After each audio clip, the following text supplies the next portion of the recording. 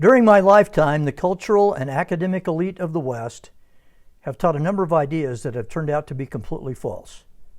Today, I want to begin a video series with the first and worst of those deceptions.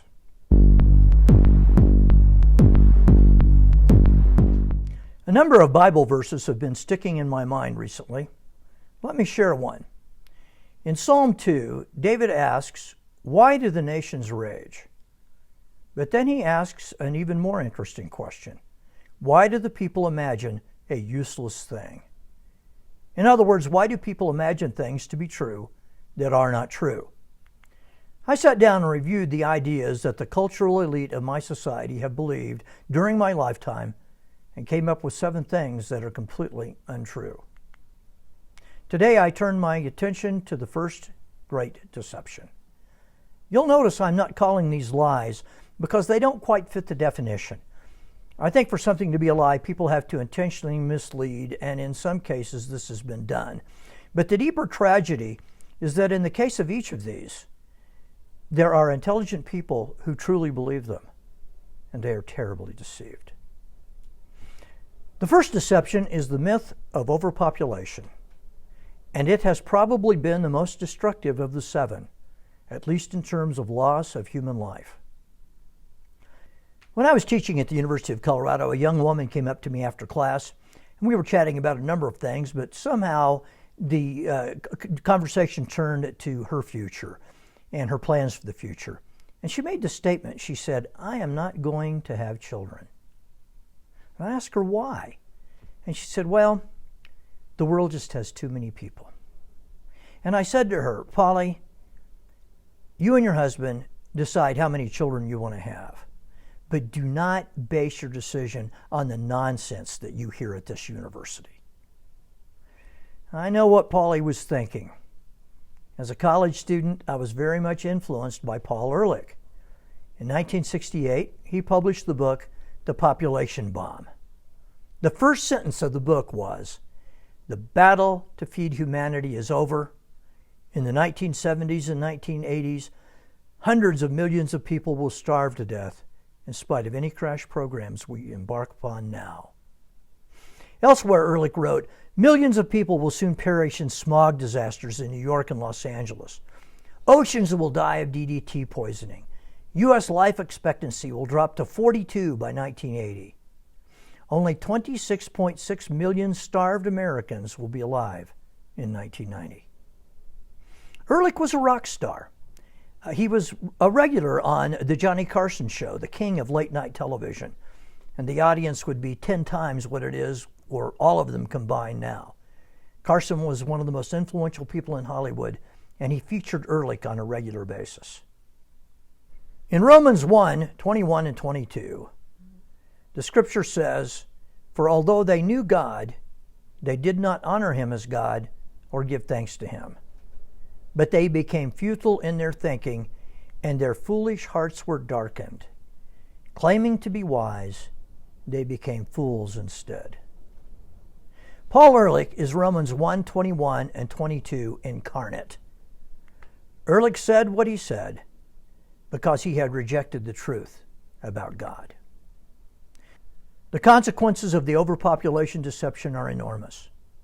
In 1979, mainland China, in large part because of the propaganda from American environmentalists, instituted their policy of limiting families to 1 child, and they enforced it. My daughter has lived in China most of her adult life. She had a colleague at the university where she taught who was excited to be having a second child.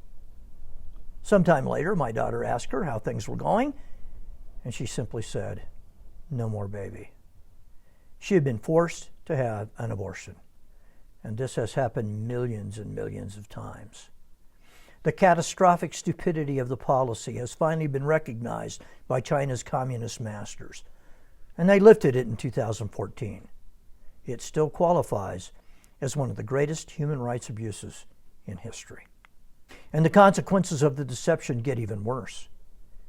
In 2012, American writer Mara Vistendahl published Unnatural Selection, chronicling the mass slaughter of females because of overpopulation hysteria. She stated that around the world, demographers estimate that there are 163 million missing little girls terminated through sex selection, abortion, and infanticide. If a family can have only one child, they almost always choose to have a boy. Therefore, an unborn female is an inconvenience, and she is terminated. 163 million. That's 27 Holocausts. Young women like Polly denied themselves great joy because of the colossal lie told by Paul Ehrlich and others like him. I want to give you 4 reasons why the overpopulation hysteria is a deception, and a deadly one at that. First, overpopulation is a word that has no meaning. In Genesis 1:28, right after Adam and Eve were created, the Bible says, "And God blessed them, and God said to them, be fruitful and multiply and fill the earth." The earth is massive and is not overcrowded in any meaningful way. One time, my kids came home from the Boulder Public Library with a large children's book. The cover had been divided into 3 panels. In the first panel, there was a sketch of the earth with little stick figures sticking out in different places with a big smile on their face. In the middle panel, it said the earth today, and there were lots of stick figures with a flat line on their face. And then in the last panel, it said the earth in 2050, and it was a porcupine earth with people quills. And I thought, why is Boulder Public Library teaching my children such absurdity? So I called the Boulder County clerk and asked him how big Boulder County was, and he said it had about 800 square miles. So if you take 800 times 5,280 times 5,280, you get a little bit more than 20 billion. Enough room for the entire population of the earth to stand inside Boulder County.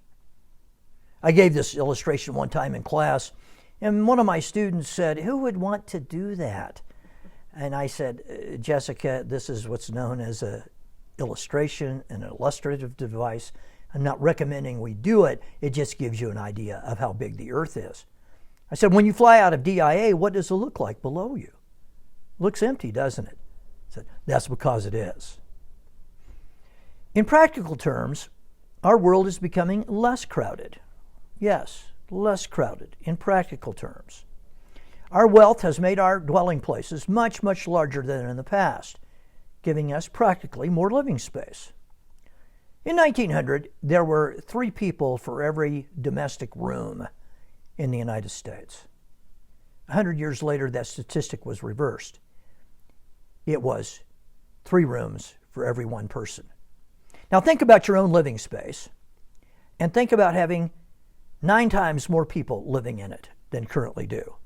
Would the world seem more crowded to you if that instead of 3 people living in your house, there were 27?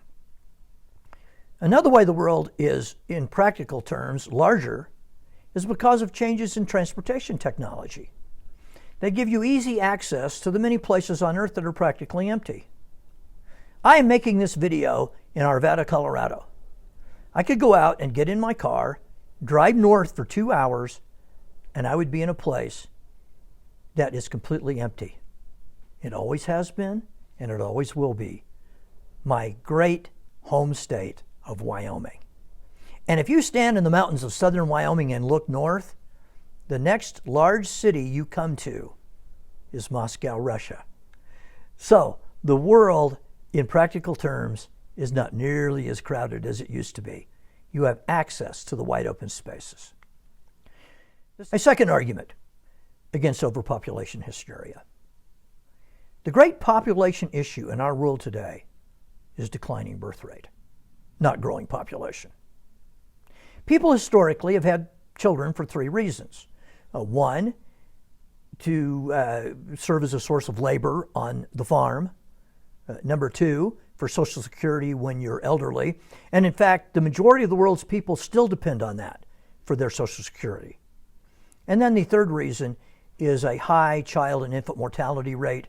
In pre-industrial society, if you had 6 babies, 3 of them would still be alive at age 18. So people had extra children to compensate for this high mortality rate. When those reasons are removed, people stop having children. And that is exactly what has happened in the modern world. For a woman to keep population even, she has to have statistically slightly more than 2 children, is to allow for infertility or childhood mortality. This is called the replacement rate. There is not a single country in the Western world where women are averaging at or above the replacement rate, with the lone exception of the nation of Israel. For example, the United States average is 1.84. Our population would decline if it were not for immigration. China is at 1.6, Japan at 1.38. In Japan, they sell more diapers to the elderly than they do for infants. Singapore and South Korea are at about 1 child per woman, half of what they need to replace their population. Europe as a whole is also well under replacement level. This is happening because we are not obeying what God told us to do in Genesis 1:28. A third argument against overpopulation hysteria is that throughout history, population growth has been an indication of increasing prosperity, not impending doom. That is still true today. People produce prosperity, and increasing numbers of people produce increasing prosperity. You would be amazed at how many times I have asked my college classes, if half the people of Colorado died tonight, would our incomes be double tomorrow? And students think, yes, they would. But of course, that's crazy, because it is people who produce wealth. All of it, all prosperity is produced by people. So if you eliminated half the people of Colorado tonight, half of our wealth would be gone tomorrow. In 1776, the world had 750 million people. By 1976, it had 4.1 billion people, an increase of 550%. In 1776, the gross world product was 150 billion. In 1976, the gross world product was 5.5 trillion, an increase of 3,650%. This is an increase of 13 times faster than population growth. A growing population is a good thing. A fourth counter-argument to population hysteria, and the most controversial statement I have ever made at the University of Colorado: the environment of Earth is the best it has been in human history. Yes, let me repeat that. You heard me right. The physical environment we live in on planet Earth is the best that it has been in human history. Or to put it a little bit differently, the physical environment you and I live in has never had less ability to kill us. It is not the big things in the environment that kill us, like lightning strikes or landslides or tornadoes or hurricanes, things like that. It's the little things that kill us. I am making this video right in the middle of the COVID pandemic, and we have relearned that lesson. The great killers in history are viruses and bacteria. In 1793, the city of Philadelphia lost 10% of its population in a yellow fever epidemic. If the United States had an equivalent epidemic today, it would kill 33 million people. Now, tragically, COVID has killed more than 400,000. But this is only about 0.1% of the kind of impact a yellow fever epidemic had on the city of Philadelphia. The Lord has told us to multiply and fill the earth. You can have as many children as He chooses to give you. Never limit your family size because of the falsehoods told you by our intellectual elite. Thank you for watching. Please check the resources below. I hope this has been helpful. May God bless you in a mighty way.